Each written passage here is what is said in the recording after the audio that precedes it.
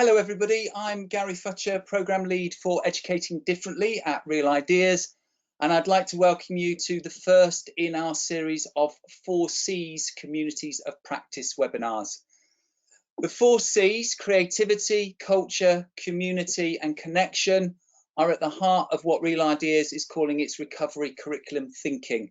Our aim is really to outline some of the ideas and practical activity on offer and create communities of practice around the 4Cs that allow educators, creatives, cultural sector to explore how they can be applied, shaped, included within school and classroom curriculums. This webinar is designed to provide some big picture thinking, and you are then able, hopefully, if you'd like to sign up for a subsequent workshop, should you wish, where the activity is a bit more practical in terms of taking perhaps a scheme of work or a curriculum element and then looking at ways to shape it appropriately in light of what you've heard today. There are then future opportunities going on across the year for you to come together and share that learning so that we really do build some communities of practice around these areas and the impact they're having on curriculum, teachers and young people. This webinar introduces the area of creativity, and I'm absolutely delighted to be joined today by Nicky Morgan, who is Director of Special Projects at the Arts Council and a member of the steering group for the Durham Commission on Creativity in Education. Jacqui O'Hanlon, who is Director of Education at the Royal Shakespeare Company and also one of the commissioners of the Durham Commission, and Dr. Karen Wickett, who is Lecturer in Early Childhood Studies at Plymouth University's Institute of Education. So a real breadth of expertise and thinking represented this afternoon. Together in this next hour, no mean feat, we will try to explore the theme of creativity through three broad areas of focus. Where have we come from? Where are we now? And what next for creativity in education? If you have a comment to make, a thought to offer, or a question that you want to pose, feel free to submit them via the question function in the toolbar, and we'll come to as many of those as we go. But to start, I would really like to ask Nicky to share with us Durham Commission's definition of creativity. Seems like a good place to start, and the definition will come up in the chat for you as well. Thanks, Nicky. Okay, thanks very much, Gary, and thank you very much everyone who's on the webinar this afternoon. I'm delighted to be working with you. I wanted just to offer a definition of creativity, and it is a definition of creativity that we worked on during the Durham Commission work. We didn't start with this as a definition. It emerged through our conversations with the key stakeholder groups we engaged with during the, well, it was about 15 months of the Commission. So our key stakeholder groups were the education sector, the cultural sector and the business sector. And as our conversations about what creativity meant began to emerge, we started off with what you can see, hopefully, in the chat box, which is, first of all, one sentence, which we think captures creativity, the essence of creativity, the capacity to imagine, conceive, express, or make something that was not there before. It doesn't have to be unique. It's something that wasn't there before for you. It has to be something that you've expressed, conceived, or imagined. And I think that's quite an important nuance to that definition. But underpinning that, there are the longer paragraph talks about the skills, the behaviours and the attitudes that underpin that definition of creativity. So we talk about perseverance, about experimentation and critical thinking and collaboration, team working, and we think those are the behaviours that underpin creativity. So I offer that as a definition of creativity. It's not the only one, but it's the one that we worked on with the Durham Commission. And how important do you think it is potentially to come to a common or a degree of commonality in our definition of something like creativity? Will that ultimately make it easier? Yes, I think so. Having that shared understanding of what you're talking about, because creativity can mean different things to different people. An example is the work that we've been doing recently with the Institute for Apprenticeships and Technical Education. And what we've been doing there is trying to understand where creativity fits in apprenticeship standards. So we've looked at, for instance, the standard for healthcare professionals, the standards for beauty technicians, the standards for police officers, for electrician installation engineers. And we've looked to see where those apprenticeship standards need creativity. And we found it in all of those apprenticeship standards and all of those sector routes, but it's not called creativity.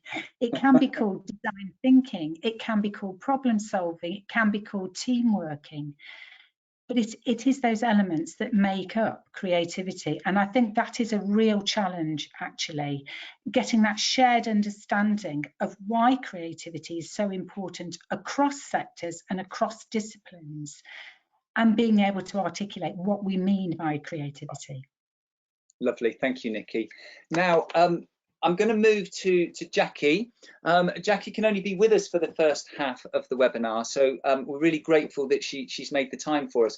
But it does mean that I'm going to hand over to her and go, you have to canter at these 3 questions before you leave. So Jacqui, creativity, from your perspective, where have we come from? Where are we now? What next?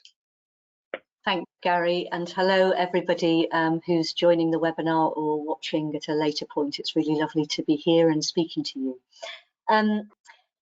So in terms of where we've come from, that's such a big question, isn't it, when you think about creativity? So, I mean, certainly in order to know where we're going to go, we need to look at where we've come from. So I wanted to, in thinking about where we've come from, I wanted to think about Ken Robinson.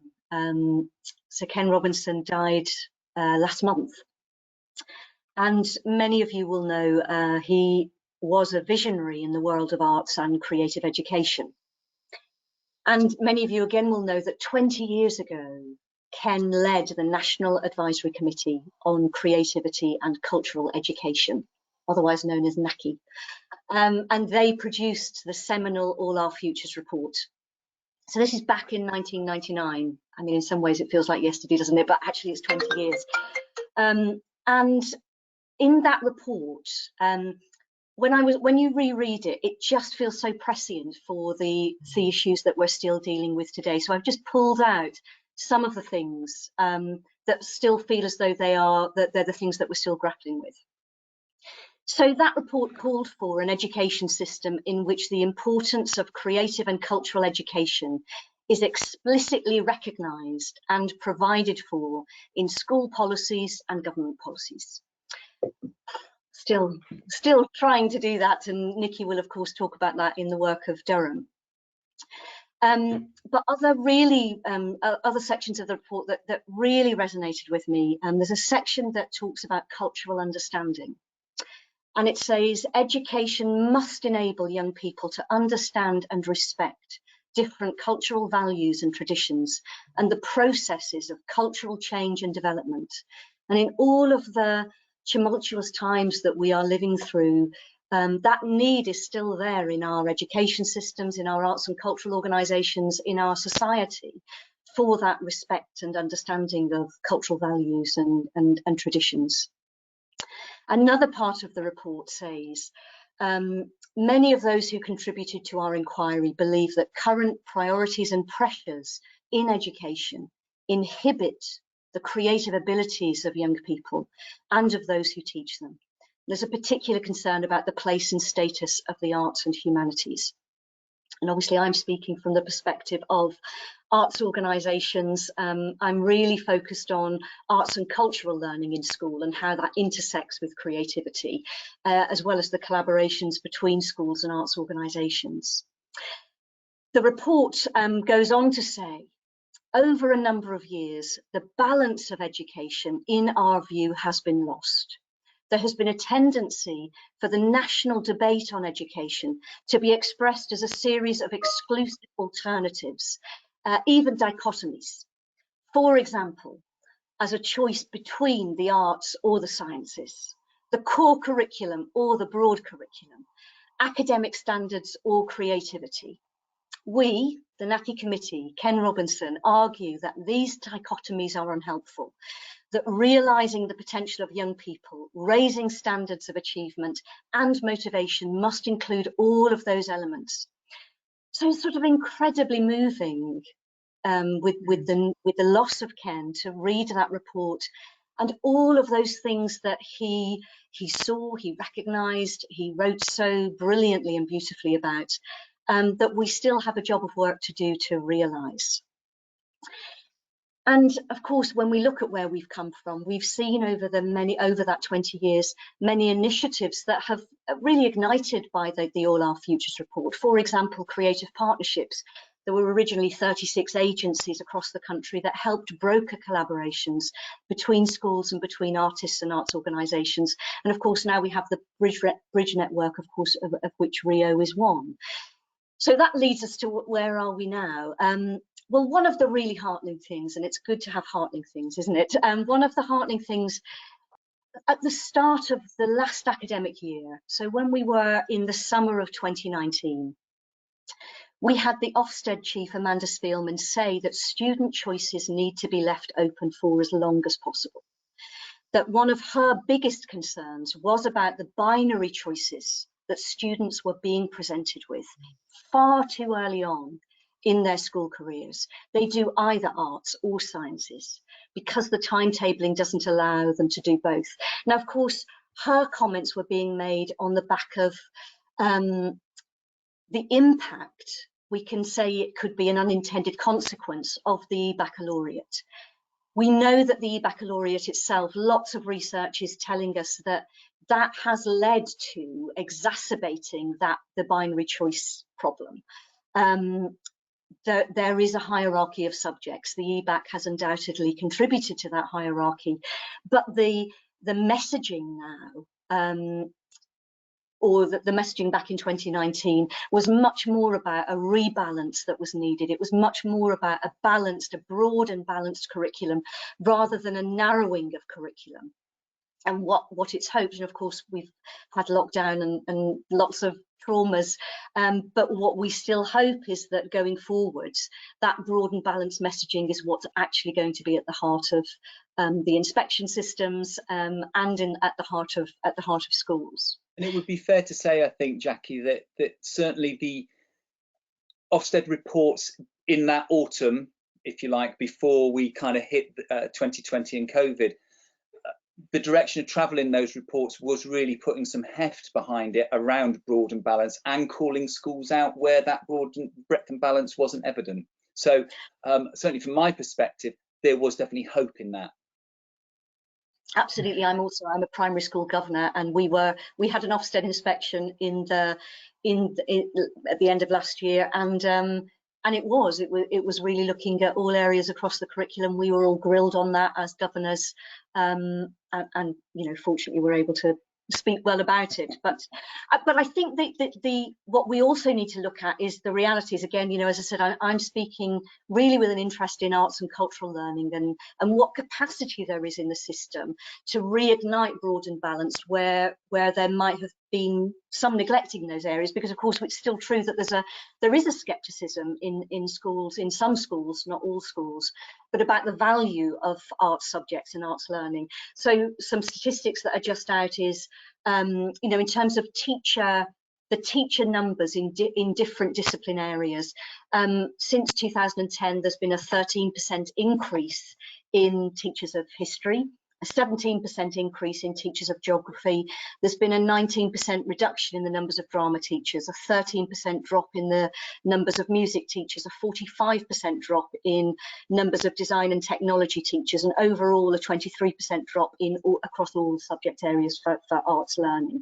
So I think we've also got to look at how do we get that balance when we need the specialist subject teachers there as well. So another little bit of colour on that is at the RSC and with the Arts Council, we did some research with Ofsted rated outstanding schools. schools, I should say, that have had a recent Ofsted inspection, not with the new regime, but within, you know, living memory, not 10 years ago. And we looked at what, how do those high-performing schools also regard themselves in terms of arts learning and arts provision, and what are the commonalities. So what we found, some of the features in those high-performing schools in terms of arts and cultural learning, is that in primary and special schools, there were art subjects being taught discreetly by specialist teachers. At secondary, we saw examples of where the schools were designing the subject provision around the interests of children and young people, so enabling children and young people to, for example, take 2 arts GCSEs because the timetable enabled them to do that. We had examples of schools where an arts GCSE was compulsory at Key Stage 4. Of course, we saw lots of extended enrichment opportunities and extracurriculum opportunities, but it was the combination of formal curriculum and extracurriculum time that really stood out. And of course, the other thing that stands out is school leadership who believes in the educational and social value of the arts. They afforded, therefore, equal status and respect to all subject areas, including arts subjects. Typically, those schools do have dedicated arts specialists, arts champions and arts leads from governing body and including the leadership team in the schools. But very quickly, what next? I'm going to pick just one very quick question, just in terms of that picture of outstanding schools. Was there any sense in which that was allied to social deprivation or affluence? So, you know, because one of the drivers will be if you're in a school in a disadvantaged area, actually the core is the important thing, and that becomes the driver. Was there a good spread of schools represented in that? Yes, there was. We were really, it felt very important that we were prioritising working with schools where there were all kinds of geographies. We were in rural schools in rural areas where there was very little access, easy access to anything, as well as schools in the city, and absolutely prioritised schools where there were above average and very high percentages, over 50% of students who were pupil premium students. So it's really interesting to look at what it is possible to achieve. And we had, you know, schools in Norwich in areas of very significant disadvantage that were prioritising a visit every year with year 2 who would go to the ballet, and they would include parents in that, because it felt a really important, because the leadership in the school were absolutely committed to the social good, the social justice agenda of enabling arts and culture to be an entitlement for all young people. Thank you. So in terms of what next?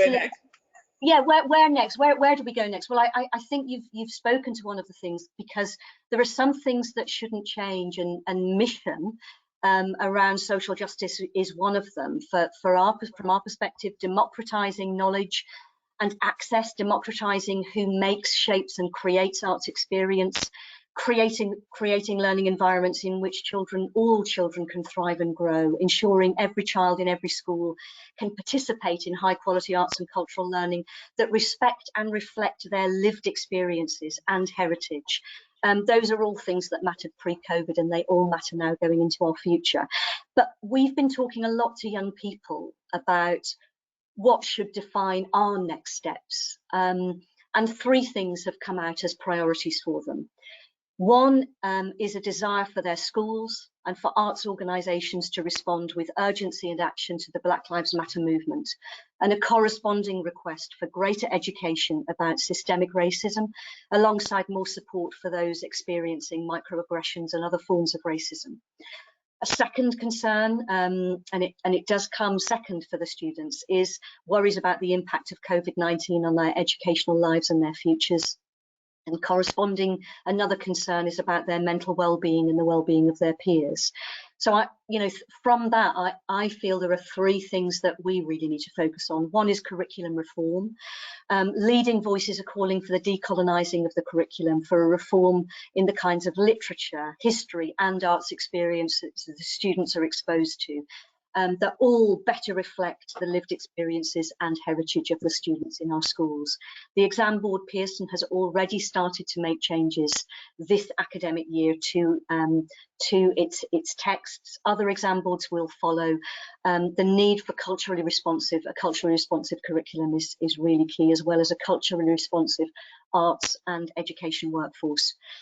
Another important thing, I think, is being able to articulate the value of art subjects and experiences. We've got STEM.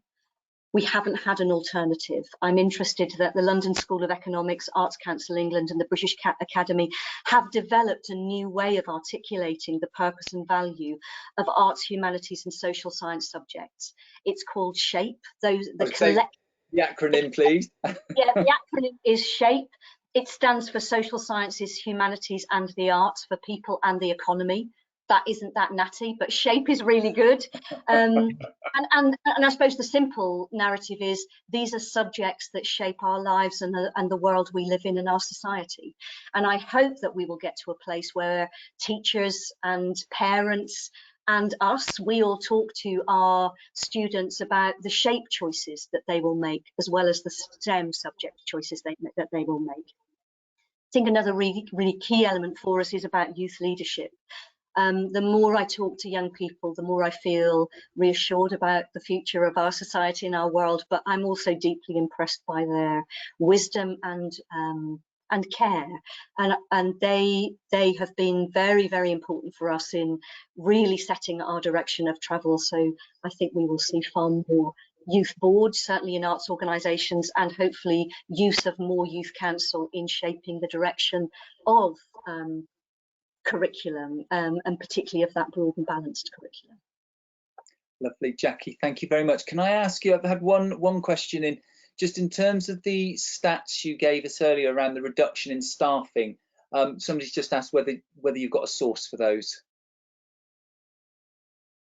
Yes, they're about to be published today, or it might this week, by the Cultural Learning Alliance. Each year do an assessment of what the reductions or increases in teacher subject hours and actually subject teachers. So that will be available, and we can send that link to you, Gary, if that's helpful to you. Lovely, thank you very much, thank you. And I know you have to go in a moment or two, so if you disappear, we say thank you very much. Thank you. Okay, thank you. Karen, from a completely different perspective, early years, and Jacqui's already alluded to primary and those sorts of things. So from an early years perspective and creativity, where have you been? Where are we now?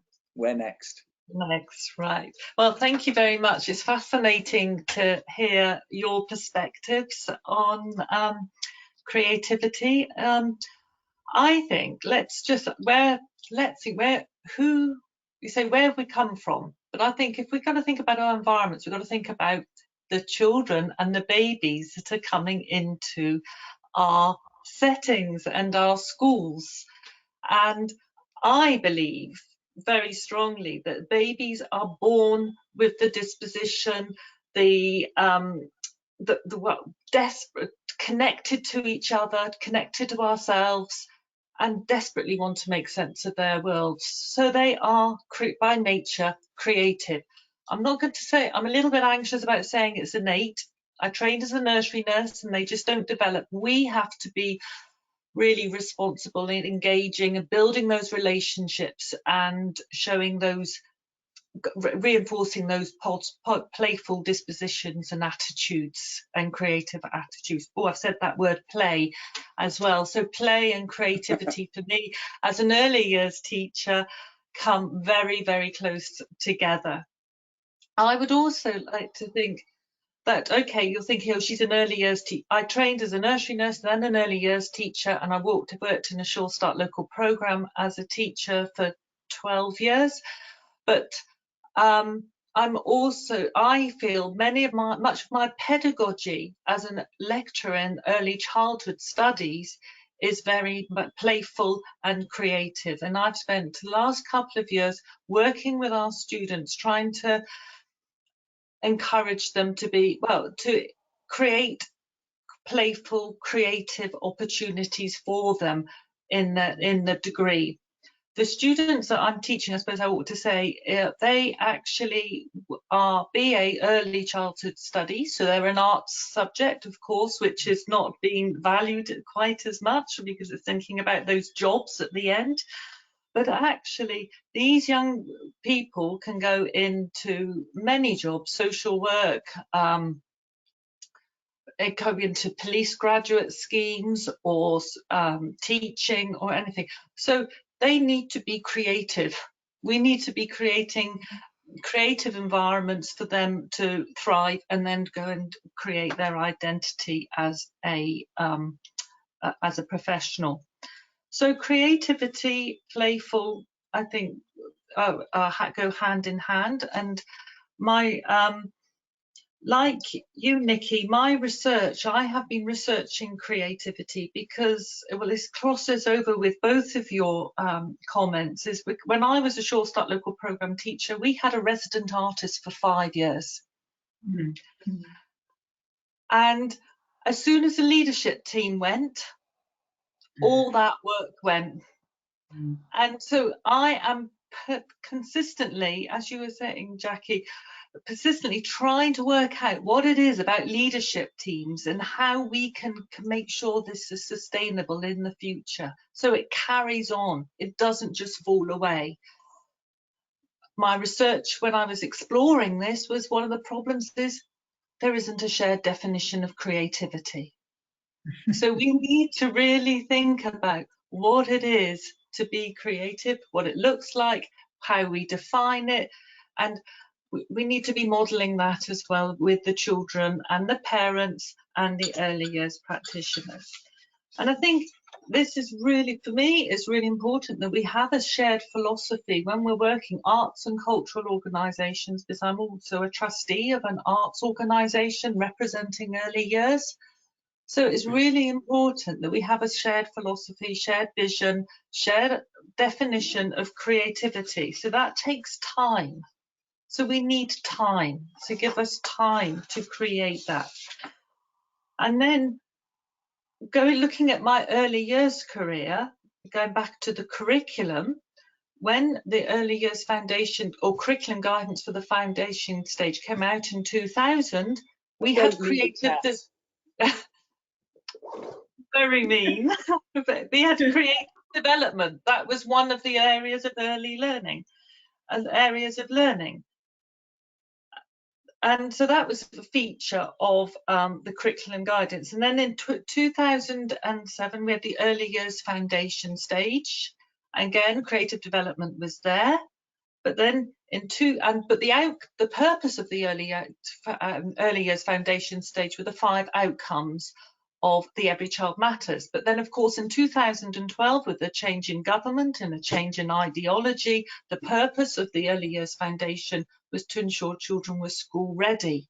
And that, it doesn't matter, we have this readiness discourse that runs through our education system. So it doesn't matter which phase you're in. So it's early years is about readying for Key Stage 1, Key Stage 2 is for Key Stage 1 is for Key Stage 2, and then obviously we're at university, we're getting them ready for work. But actually that narrows everything down. So I think if we can have a shared philosophy, a shared understanding of what creativity is, I'm hoping this is my ponderings, that maybe we as a group would be able to negotiate and chat those contradictions and inconsistencies in policy. Because as you said, Nicky, it was you, Nicky, wasn't it, that was, oh no, you were talking about the broad and balanced curriculum. So there is an opportunity there, but the readiness discourse kind of shuts it down. But if we have a shared philosophy between us, perhaps we can negotiate those contradictions and have the green shoots of creativity being sustainable in our settings in schools. Because I was going to ask that question that I think is quite interesting, Karen. You talk about a playful disposition. You didn't want to push it as far as saying we're innately born with it, but there's definitely, you know, that that kind of disposition and that Vygotskian kind of approach to having the guide on the side that helps shape that. So if that disposition's there, why do we get to primary or upper key stage 2 and it's not there? What happens? Well, I think Ken Robinson would agree. Our education system hasn't changed very much. Oh yes, we've got a whiteboard now instead of a blackboard, and we've got to think about what is education. I always think, and what is learning? You know, our understanding of the process of learning has changed. So we know so much about that learning pedagogy now. But sometimes I think we're being the performativity and accountability of all of us doesn't give us that time to reflect and to really think and to grow our practice. It often shuts everything down. Well, that can shut things down when we're worried about what something's going to, you know, what Ofsted are going to say, what parents are going to say. Yeah. And Jacqui, you were kind of nodding in a agreeing, thoughtful response. Have you got any response in terms of that? Oh no, I mean, I think it's so tricky, isn't it, to know how do we retain the spirit of playfulness and curiosity and inquiry. You know, we would often say with the practitioners that I work with that we need to look at what happens in early years. So the artists that I know feel so at home in an early years environment because it's fundamentally about play, and that's what we're doing. Certainly when we're making a play, we are playing in doing that. You know, a lot of it is going to come down to how rapidly the changes in accountability begin to seep into primary schools and secondary schools. I think one of the issues, though, is where is the place of accountability around pedagogy? Maybe accountability is the wrong word, but pedagogy is so important, and I'm sure Nicky's going to come on to talk about that when we think about teaching for creativity. But there doesn't seem to be enough emphasis on the development of pedagogy and playful practices and creative practices in pedagogy across key stages. That's probably something that we need to pay more attention to. And that potentially has to go back to a degree to teacher training as well. I have a daughter who did a PGCE recently, and you know, a lot of hours on English and maths. Yeah. Not many hours on other things. Karen. I'm going to put the cat amongst the pigeons now, because Jacqui alluded to it just now, but we're talking about but you were also talking about having subject specialisms. But when I was a teacher, as a practitioner, I'm really sorry to go back to my practice, but when we had an artist that was a part of the pedagogic team for 5 years, that really, those opportunities that we created, all of us and the children and the families together, that's where you had your culture reflected of the local community and the arts. So I'm just wondering, should we be having artists as part of the pedagogic team? Perhaps that would help us, give us that space to look otherwise. And my research was saying that when an artist was working with an earlier setting, there was a common language, especially with the characteristics of effective learning. Could I just come in a little bit here, Gary, as well, please? Okay. Yeah. I find this absolutely fascinating, and I love the conversation about play. And one of the things that we did talk about in the Durham Commission is how, starting from a knowledge-based curriculum, there could still be that opportunity to play with ideas using the knowledge that you have, that you gain through the knowledge-based curriculum, if there is that space allowed within the teaching time. And that's what we're talking about with the Durham Commission. We want to explore different ways of teaching for creativity that will encourage the playfulness, the experimentation, the innovation, the risk-taking that we talk about in that definition of creativity that I talked about earlier. But there's just one more thing I wanted to mention about the early years in particular, Karen. I don't know if you're aware of a research project that the Arts Council is sponsoring at the moment, which is called Talent 25.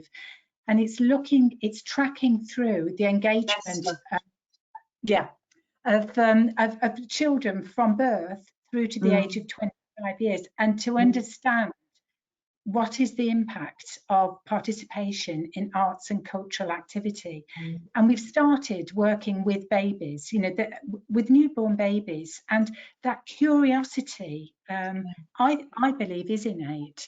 And we're working with artists, we're working with families, and we're working with very, very young babies that are responsive to sound, to touch, to smell. And these artists are so creative in the activities that they're doing with the families. There's a lot of co-creation there as well. So families are bringing their ideas in and using those at home. It'll be fascinating to see what happens to those young babies for 25 years as they grow into. And I think when we say innate, I don't think for me, I always worry that because early years early childhood tradition is seeing the child and they will mature and they will unfold as they're ready. Whereas I think what you were saying was as well is that actually the child with the adults, whether they're artists, are co-creating and taking risks and being creative. So that's what I think we've got to be careful not to just without kind of broadening too much. There's definitely a sense that we can talk about creativity, absolutely, but we are all very consciously putting all sorts of context around that. Definitely family, definitely community, definitely, none of this is in isolation, is it? It is about the conditions, and some of it, I think what we're thinking about is how do you create the conditions to allow that to happen. If your curriculum is narrow and limited, then your outcomes will be narrow and limited. Broad and balance will give us breadth and richness. Nicky, over to you. Thank you. So I'll start off then by where we've come from. And it is only a year, October 2019, when we launched the Durham Commission report on creativity and education. And we started the work of the Commission on the premise that the scale and pace of change that we're facing as a society, the societal change, environmental change, and economic change is so significant that we need to think very much about how we're going to live, how we're going to work, and how we're going to learn, and how we can best educate our children to prepare themselves for a future that is looking very different. It will be full of change. They'll need to be agile, they'll need to be adaptive, and they'll need to be resilient. And so what we did was pull together a commission that wanted to look at the role of creativity in education, but also the value of creativity in education. We wanted to understand why creativity is important for the education sector, for the cultural sector, but also for the business sector. We were very much looking at preparing young people, not just to learn while they're in school, but also to what happens to them throughout the rest of their lives. So our report, and Jacqui worked incredibly hard alongside the rest of the commissioners to deliver 10 recommendations, called for important changes in our approach to education that would equip young people for a complex future, in which creativity and creative thought would be at the heart of a more technological economy and life. We thought then that we were horizon scanning, we were looking at the future, but what we didn't know that this incredible, significant change was just months away. So the recommendations address all levels of education. The 10 recommendations that you can see in the report, I think you did send the link to it, Gary. They describe in practical terms how teaching for creativity can support excellence throughout the curriculum in all subjects and in all disciplines. It will help young people to become more resilient, and it will also equip them for a radically evolving job market.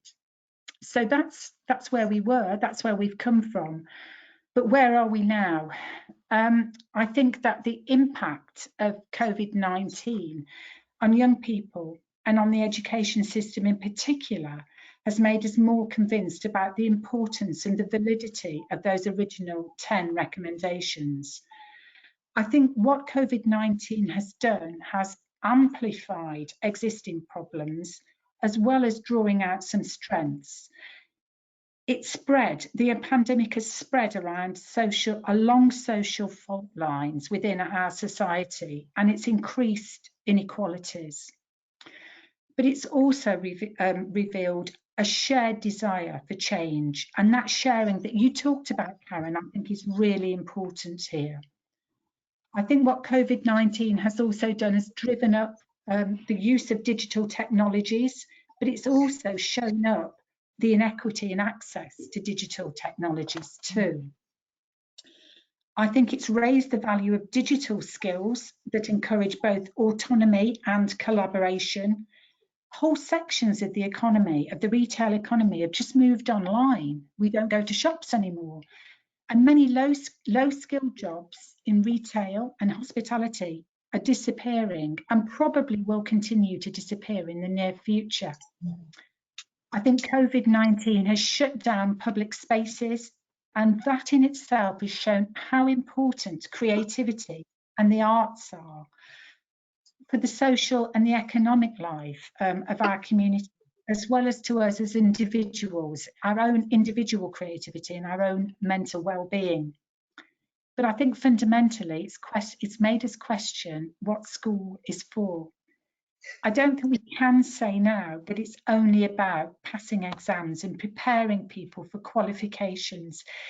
It's much clearer, I think, because of the pandemic, that our society and our economy cannot function without schools and the responsibility that schools have for looking after our children.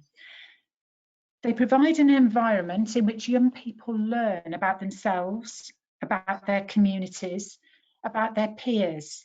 It helps them develop that shared humanity.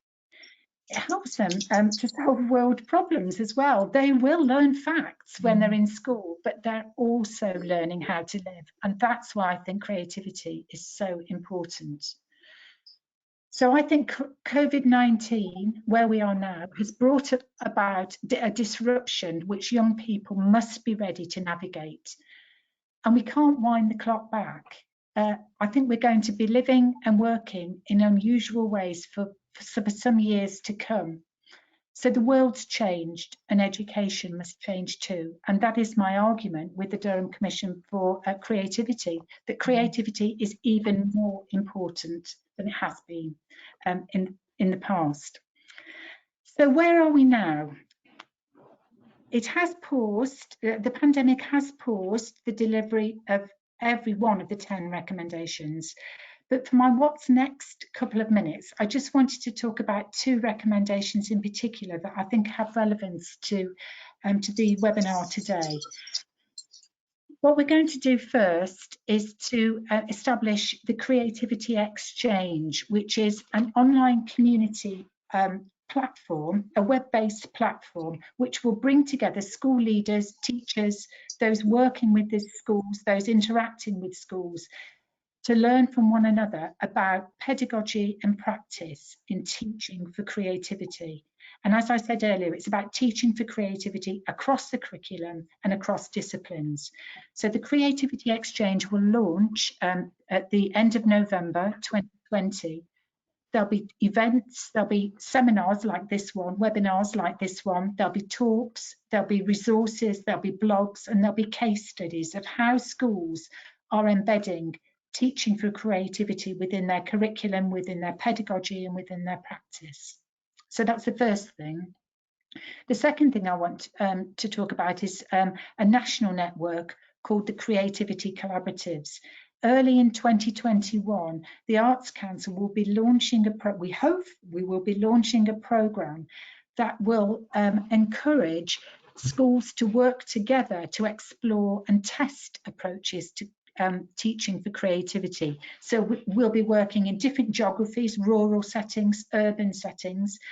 We'll be working in different phases of education, primary, secondary, SEN education, alternative settings for education. But the shared purpose is to understand how we can teach for creativity. We're starting with the premise that creative capability is essential for all children and young people. So how can we embed it within our education system?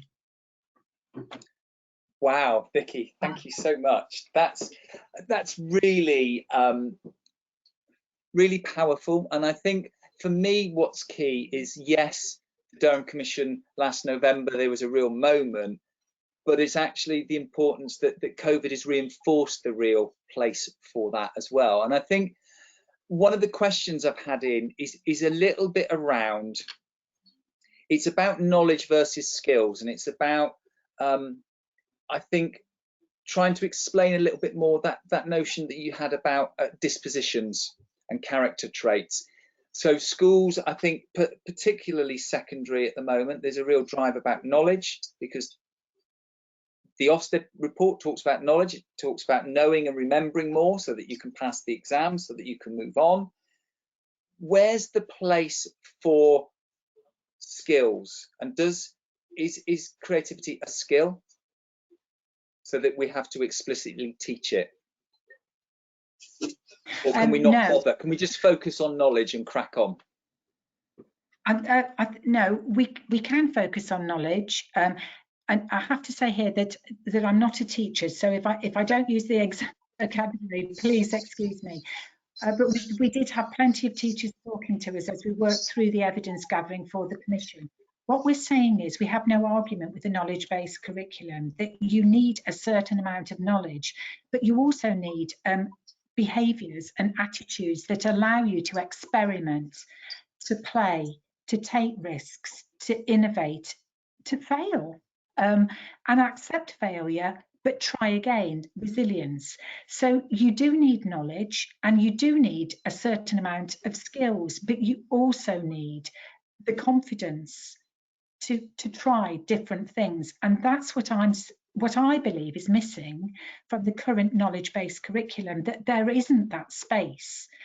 The accountability that Jacqui talked about earlier on doesn't allow for that. And I think that what we're also saying, and what we're finding in our conversations with business people, is that they have to work with young people when they come out of formal education to develop the creativity that they need for whether it's an apprenticeship or whether it's straight into employment. And we did speak with HE providers who were saying they sometimes have young people coming into the HE environment that just have knowledge, they just have facts, they don't understand how to question, how to experiment, how to try again. So there is a place for knowledge, there is a place for skills, but there's certainly a place for behaviours as well. And it's that combination that is so attractive, in my view.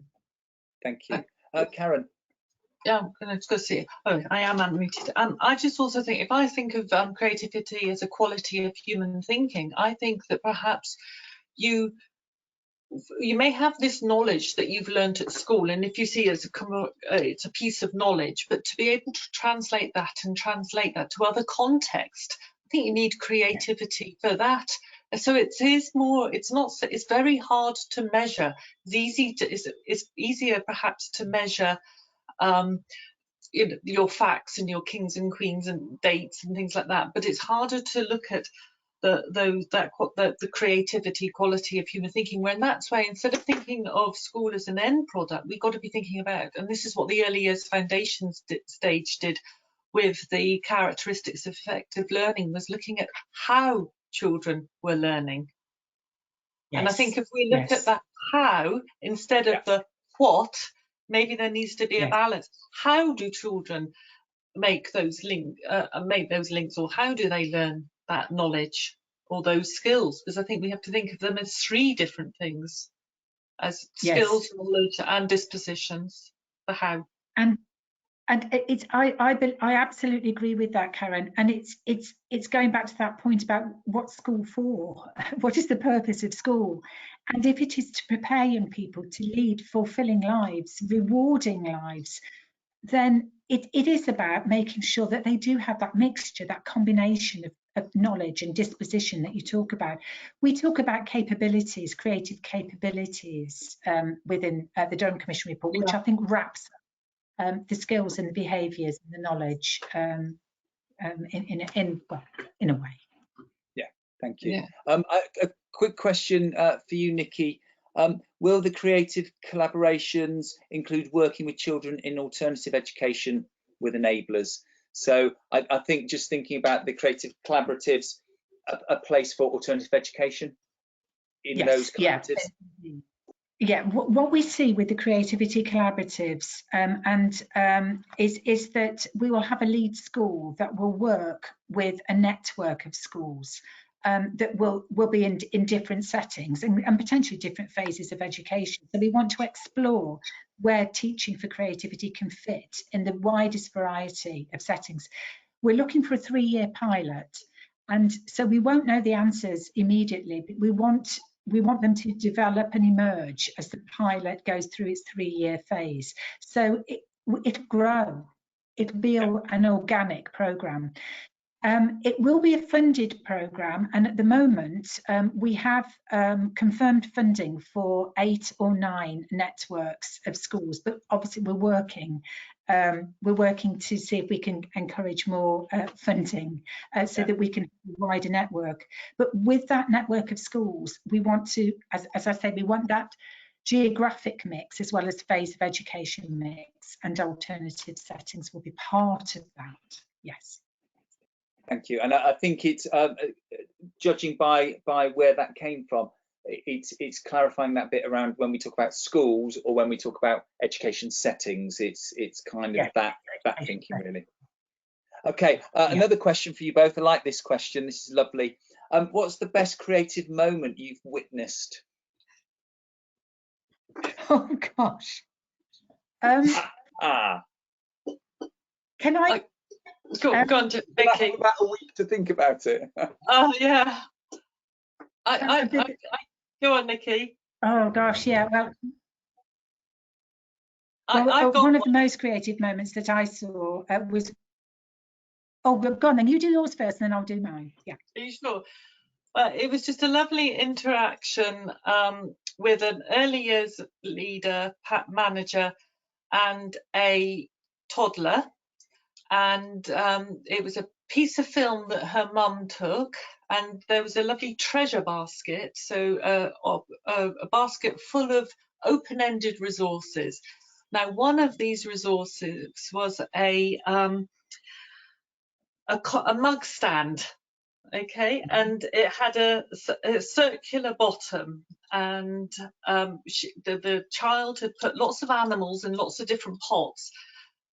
So, she asked the practitioner to hold this mug stand. So she turned it the right way, her right way.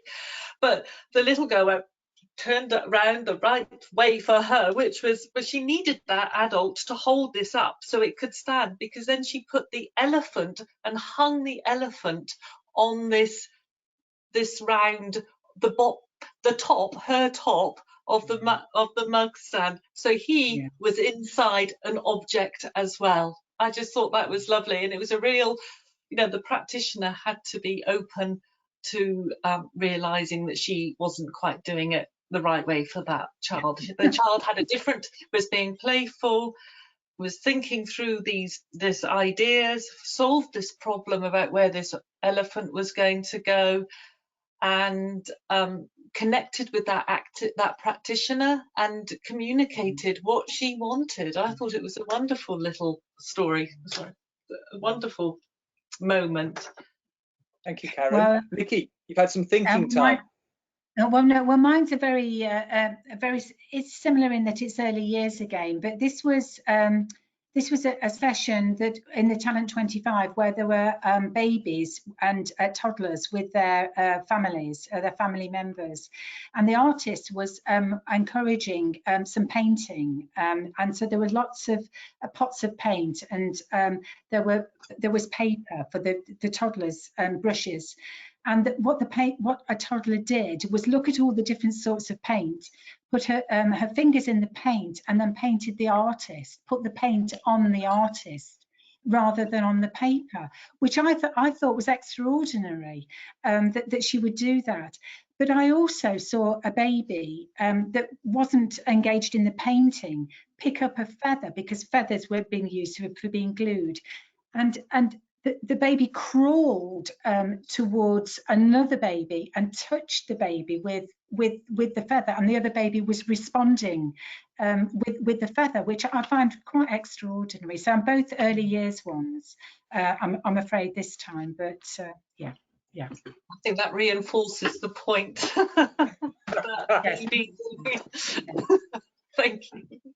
Thank you. Thank you both very much indeed. So a lot to take on. I think we've got real opportunities in terms of the Durham Commission recommendations and that kind of progress that you've outlined, Nicky. I think the notion about that question around what schools are for is huge. And I think all of us have talked about it in various ways, but particularly, I think Jacqui said at the beginning, the sense that we really need to push on curriculum reform going forward for the long haul. I think we are in a position where we need to think that. And I know for lots of teachers in the classroom, that's difficult. That can be difficult because you are beholden to curriculum, syllabuses and the rest of it. But I hope what we can begin to do is start to have that debate as a community of practice through this forum, through the workshop that's available next Thursday, to begin to think about small ways in which creativity for education or creativity for learning can be woven into curriculum. So if you are a teacher out there and you have a scheme of work ready for after half term or ready for the new year, and you want to think about how you can begin to weave creativity into that, let's start that conversation. Let's start to think about how you can do it. The Durham Commission is a great place to start. I think the All Our Futures from Ken Robinson is a great place to go. I also think clearly all of us covert teachers back in the day, everybody watched the Ken Robinson Do Schools Kill Creativity TED Talk. It's the most watched TED Talk ever, and it still resonates today. And I think we need to get back on that a little bit. There's a line that sticks with me from Hard Times, Charles Dickens. Clearly we've got the tension there between Gradgrind and the whole knowledge and fill them up. And Sleary, who's the circus master, who talks about that fact that people must be amused. People must have that time for entertainment. They can't always be a working and a learning, he says. And I think what we're talking about is enabling that richness to happen in our schools and in our classrooms, not only because it's good for us, not only because it leads to employment. And I think, Nicky, you've been really clear about this isn't just about schools, this is about businesses, this is about people thinking about what works for us for the future. And I think we need to wrap that into thinking it's an essential part of what we do in terms of, I think Ken Robinson talked about the whole child and the whole experience. So I'd like to thank. I was going to say, it's that balance between now and the future, isn't it? Because I think the pandemic squashed anything for the future. It's about now as well. Sorry, I'm just going to put that in. Now and the future. And we saw, without a doubt, we saw huge burgeoning outpouring of creative endeavour.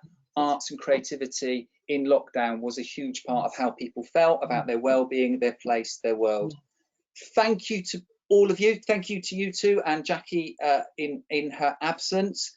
Thank you to those of you who have joined us today, have asked questions. Thank you to Corinne in the background, who's produced it and kept the whole thing going. If you'd like to join our creativity workshop next week, it's the 15th from 3 to 4:30, and there is a link in the chat for you to follow.